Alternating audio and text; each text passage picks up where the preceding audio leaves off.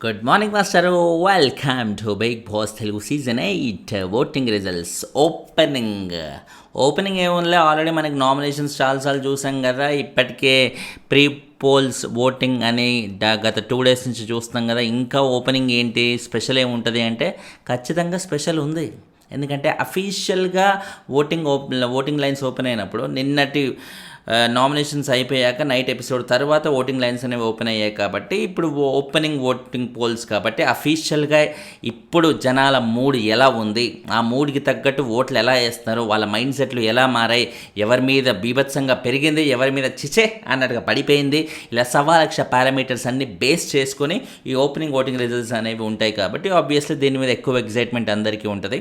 నాకు కూడా ఇది చేసేటప్పుడు అదొక కైండ్ ఆఫ్ జోష్ వచ్చేస్తుంది అన్నమాట. ఎందుకంటే చూడగానే వీళ్ళ పని అయిపోయిందా, అయితే వీళ్ళకంటే సడన్గా అలరైజ్ అయిపోయింది, బాగా ఇంప్రూవ్ అయ్యారు అయితే అన్నట్టుగా ఇలా ఎన్నో రకాల ఒపీనియన్స్ ఫామ్ చేసుకోవడానికి ఉంటుంది ఓటింగ్. అందుకనే ప్రతిసారి దీని మీద చాలా రీసెర్చ్ చేసి తర్జన భర్జన చేసి ఎర్లీ మార్నింగ్ కూడా అది గూర్ఖాల్లాగా లేచి ఇవన్నీ చేస్తూ ఉంటాం అనమాట. ఎనీవే చూసుకుంటే మనకి 6 members నామినేషన్స్లో ఉంటే ఆ 6 members ఎవరి పరిస్థితి ఏంటి అని మనం చూసుకుంటే గంగవ్వ లీస్ట్లో ఉంది అని చెప్పడానికి కూడా ఈ సీజన్ మొత్తంలో మనకు ఒక్కసారి కూడా అవకాశం రాదేమో. లీస్ట్ పక్కన పెట్టిన కనీసం సెకండ్ పొజిషన్ కూడా కుదరదేమో అనిపించే రేంజ్ ఓటింగ్ అయితే ఉందన్నమాట. 28-29 రేంజ్లో ఉందరా బాయ్ గంగవ్వ. అందరిది మారింది, ఆమె మటుకు మారలా, అట్లాగే ఉందన్నమాట.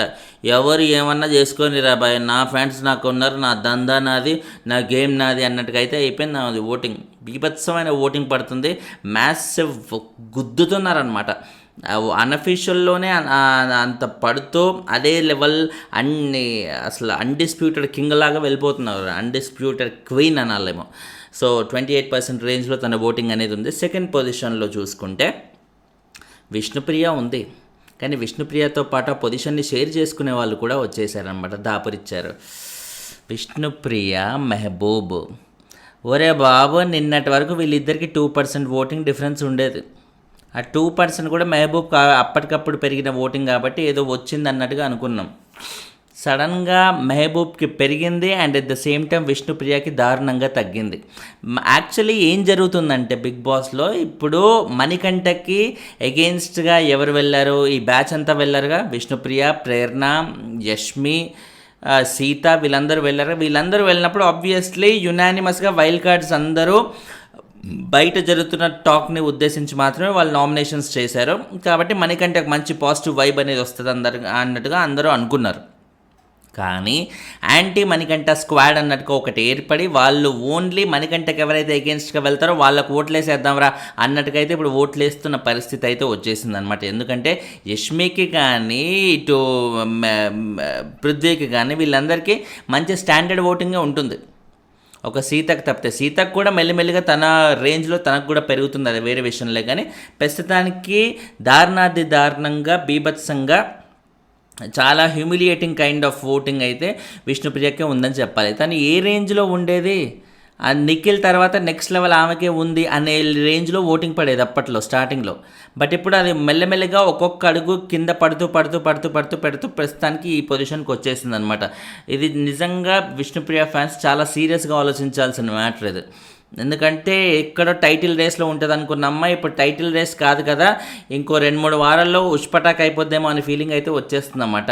వచ్చిన వాళ్ళందరూ తను నామినేట్ చేస్తానన్నారు. అమ్మ, నీ గేమ్ కంప్లీట్గా స్టార్టింగ్లో ఉన్నట్టు ఇప్పుడు లేదు, కంప్లీట్గా డిస్ట్రాక్ట్ అయిపోతుంది, ఎవరి వల్లనో పడి అడ్డదిడ్డంగా ఆడుతూ గేమ్ అంతా చెడగొట్టుకుంటున్నావు, కొంచెం చూసుకో అమ్మ అంటే, నేనెక్కడ చెడగొట్టుకున్నాను, ఎక్కడైంది, ఎవరి వల్ల డిస్ట్రాక్ట్ అయింది, నా ఎమోషన్స్ నాకు తెలుసు కదా, నా పర్సనాలిటీ ఎక్కడ ఎక్స్ప్రెస్ అవుతుందో నేను అక్కడే ఎక్స్ప్రెస్ చేస్తాను, ఏంటో అన్ని సూక్తులన్నీ చెప్పుకుంటా కూర్చుంది. సూక్తులు కాదమ్మా నువ్వు ఇప్పుడు చెప్పాల్సింది, గేమ్ కదా నువ్వు ఆడాల్సింది, గేమ్ కదా ఆడితే ఓట్లు పడేది, సూక్తులు చెప్తే ఓట్లు రావు.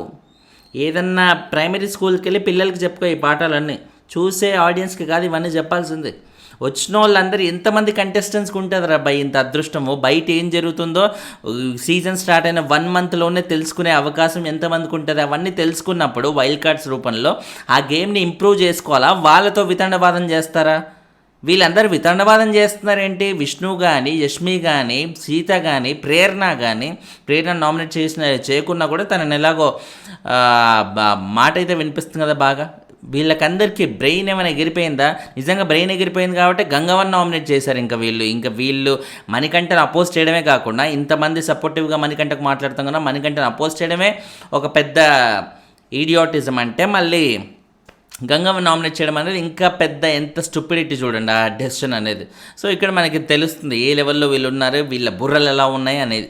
సో ఆ బుర్రలో ప్రస్తుతానికి మణికంఠకి ఎగెయిన్స్ట్గా వెళ్తున్న వాళ్ళకి ఇప్పుడు హౌస్లో యష్మికి కానీ పృథ్వీకి కానీ వీళ్ళకి యాంటీ మణికంఠ స్క్వాడ్ అనే గ్రూప్ నుంచి ఒక స్క్వాడ్ నుంచి ఓట్లు పడతా ఉంటే విష్ణుకి మటుకు ఆ స్క్వాడ్లోంచి తీసేశారేమో అని అన్నట్టుగా అనిపిస్తుంది. ఎందుకంటే విష్ణు మరీ సిల్లీగా ఉంది, మరీ చెప్పే పాయింట్స్ని అర్థం చేసుకోకుండా విష్ణు పాయింట్ ఆఫ్ నుంచే కాదు, మనీ పాయింట్స్లోనే కాదు, బేసిక్గా విష్ణుకి వేరే యాంగిల్లో పృథ్వీతో ఉండడం వల్ల నీ గేమ్ అంతా దొబ్బుతుందమ్మా చూసుకోమ్మా అని చెప్పినా కూడా తను అర్థం చేసుకోకుండా ఇలా వితండవాదం చేస్తుంటే మనీ ఇన్వాల్వ్మెంట్ లేని పాయింట్స్లో కూడా తనకు కంప్లీట్గా క్లారిటీ లేకపోవడం వల్ల తనకు బేసిక్గా రెగ్యులర్గా విష్ణుకు వేసే వాళ్ళు కూడా వేయడం మానేశారు. న్యూట్రల్ ఆడియన్స్ నుంచి కంప్లీట్గా విష్ణుకి 0 ఓటింగ్ ఉందని చెప్పాలి. ఇప్పుడు ఏదైతే తనకు ఓటింగ్ వస్తుందో ప్యూర్లీ తన ప్రీ ఎగ్జిస్టింగ్ ఫ్యాన్స్ నుంచి వస్తుంది తప్ప, ప్రీ ఎగ్జిస్టింగ్ ఫ్యాన్ బేస్ నుంచి లేకపోతే తన పిఆర్ ఓటింగ్ నుంచే తప్ప తనకి బిగ్ బాస్కి వచ్చి తను సొంతంగా సంపాదించుకున్న ఓటింగ్ 1% కూడా లేదు. సొంతంగా సంపాదించుకున్న 1-2% కూడా ఇప్పుడు కంప్లీట్గా ఎగిరిపోయి కంప్లీట్లీ పాతాళానికి పడిపోయిన ఒక ఫీలింగే వస్తుందన్నమాట. మహబూబ్ రేంజ్కి ఇప్పుడు వచ్చేసింది. మహబూబ్ రేంజ్కి వచ్చేసిందని చెప్పాలంటే మహబూబ్కి పెరగడం విష్ణుకి తగ్గడం ఒకేసారి జరిగింది. ఏదో రోజు మహబూబ్ని దాటేసి యష్మిని కూడా దాటేసి ఇంకా కిందికి పడిపోయే అవకాశం క్లియర్గా కనిపిస్తుంది. డౌట్ లేకుండా యష్మిని కూడా దాటేస్తుంది చూడండి. ఇవాళ రేపటికో ఎప్పటికో యష్మిని కూడా దాటేసి యష్మి ఇంకా పైకి వెళ్తుంది, విష్ణు ఇంకా అలా పడుతూ ఒక 2 వారాల్లో విష్ణు బయటికి వెళ్ళిపోయినా కూడా ఆశ్చర్యపోనవసరం లేని ఒక సిచ్యువేషన్ అయితే ఉంది. సో అట్టర్ డేంజర్లో ఉంది విష్ణు. ఎందుకంటే ఇప్పుడు అదేంట్రా 17% ఓటింగ్ ఉంది కదా అంటే విష్ణుప్రియ రేంజ్ ఏంటి బాబాయ్? 17% కాదు కదా, 20s ఎక్కడ ఉండాలి తను. ఇంత డ్రాస్టిక్ ఓటింగ్ పడుతుంది. మహబూబ్తో ఓటింగ్ లేకపోతే యష్మికి దగ్గరగా తను వచ్చిందంటే ఏంటి?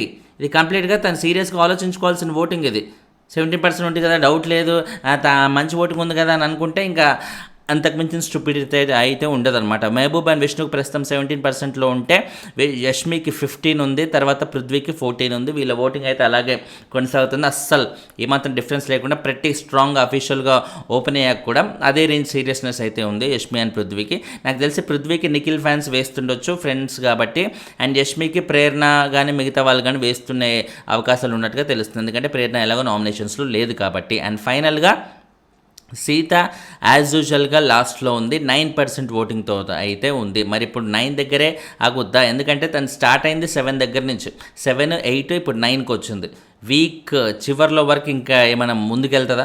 ముందుకెళ్తే మటుకు కొంచెం స్కోప్ ఉంది, వేరే వాళ్ళు కూడా రిస్క్లో పడే అవకాశం ఉన్నట్టుగా ఉంది. ఎందుకంటే 5% డిఫరెన్స్ ఉంది కాబట్టి సీత కాకుండా ఇంకెవరు వెళ్ళర్రా, డౌట్ లేకుండా ఆమె వెళ్తుంది అనే సిచ్యువేషన్ ఉంది. కానీ ఇంకొంచెం ముందుకెళ్ళింది అనుకోండి, ఒక 3% డిఫరెన్స్కి వచ్చింది అనుకోండి, అప్పుడు ఆలోచించాలి, ఓహో కొంచెం తేడాగా ఉందరో, సీత కాకుండా ఇంకెవరైనా వెళ్ళొచ్చేమో, పృథ్వీ వెళ్ళొచ్చేమో, యష్మి వెళ్ళొచ్చేమో అనే హోప్ అయితే వస్తుంది. ఒక 3% డిఫరెన్స్ ఉంటే మాత్రం. ఎందుకంటే అన్అఫీషియల్ పోల్స్ గురించి మనం మాట్లాడుకుంటున్నాం కాబట్టి 2-3% డిఫరెన్స్ ఈజ్ రిస్క్ అనే చెప్పాలి. 5% డిఫరెన్స్ అయితే ఖచ్చితంగా డౌట్ లేదు సీత అనే. ఇంకేమైనా పెరుగుద్దా లేదా? ప్రస్తుతానికి పెరిగే సూచనలు అయితే నాకేమీ కనబడట్లేదు. బట్ మెల్లిమెల్లిగా ఒక్కొక్క పర్సెంట్ ఏదో విధంగా యాంటీ మణికంఠ స్క్వాడ్ నుంచి ఎలాగైతే యష్మికి పృథ్వీకి పడుతుందో సీత కూడా అలాగే పడితే మటుకు డెఫినెట్లీ తనకి స్కోప్ అయితే ఉంటుంది. మన లెట్స్ వెయిట్ అండ్ సీ.